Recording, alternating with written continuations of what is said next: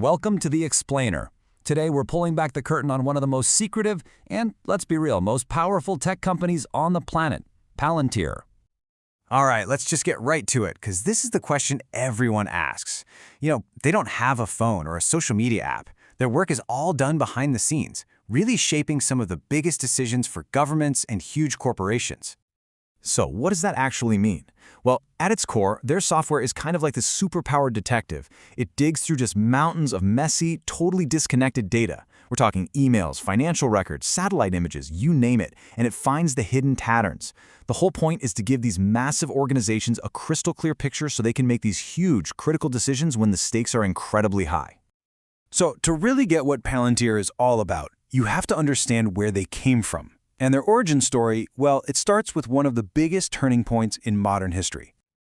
Okay, so Palantir was born directly out of the aftermath of 9/11. You see, the huge problem that investigators had back then was that all these critical pieces of intelligence were just trapped in different agencies. The CIA had something, the FBI had something else, and they just weren't talking to each other.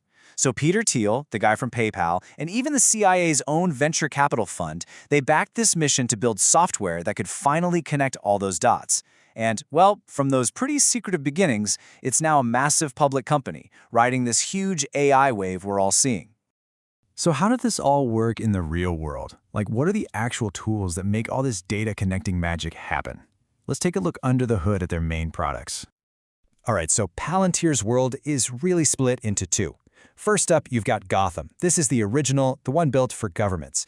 Just think of it as the ultimate software for spies, soldiers, and intelligence agencies. Then you have Foundry. This is its corporate twin, designed to do pretty much the same thing, but for the business world. Optimizing everything from car factories to drug trials. So let's dig into Gotham. Imagine a real-time Google Maps, but for tracking global threats. That's kind of what it is.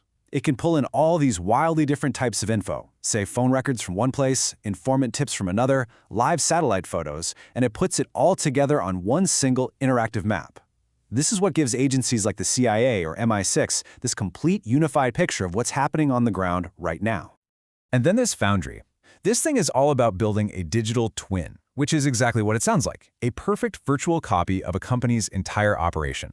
Why is that cool? Well, it lets them run simulations of the future. So a company like Airbus can spot a supply chain problem weeks before it actually happens. Or Ferrari can run thousands of virtual crash tests without, ever wrecking a real car. It's all about using data to see the future and fix problems before they even exist. And now we get to the new big thing, AIP. Honestly, this is a total game changer for them.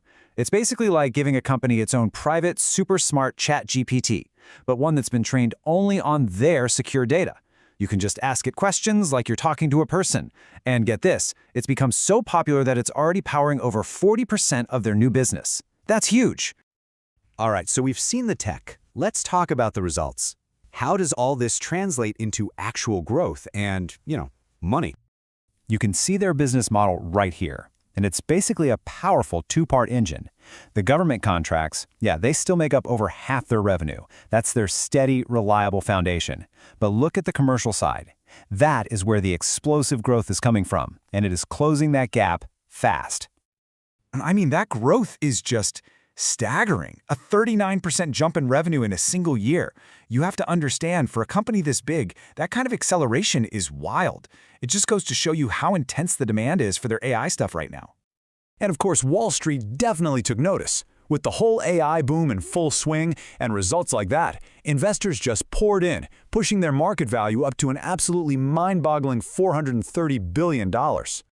But with all this power, the power to see everything, connect everything, predict what's next, that's where things get complicated.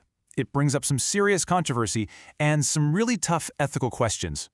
This is a famous quote from their CEO, Alex Karp. He's always framing their work this way, arguing that they're just providing essential, useful tools to Western democracies. But as you can imagine, not everyone buys that argument. And here's where the rubber really hits the road on the controversy. The exact same powerful tools that are used to track down terrorists, well, they've also been used by ICE for deportation raids, which sparked huge protests. Critics are worried that so-called predictive policing just ends up reinforcing existing biases against minority communities. And of course, privacy advocates are ringing the alarm bells, saying this is all building the infrastructure for a massive surveillance state. So, okay, let's pull it all together. What's the big takeaway? Why does this super secretive company matter so much? Right here, right now. Because whether we see it or not, Palantir has become this quiet but incredibly powerful engine behind some of the world's most critical decisions. We're talking from the battlefield to the boardroom. Its software is more and more the invisible hand shaping what happens next. In an era that's being completely defined by data and AI, they are right at the heart of it all. And that leaves us with a huge question for the future. You hear this saying all the time, data is the new oil. Well, if that's true, then who gets to control the refinery? Palantir's influence is only getting bigger, and as it gets woven more deeply into how our world works, the debate over who wields this power and how we hold them accountable, well, that becomes one of the most important conversations we need to have.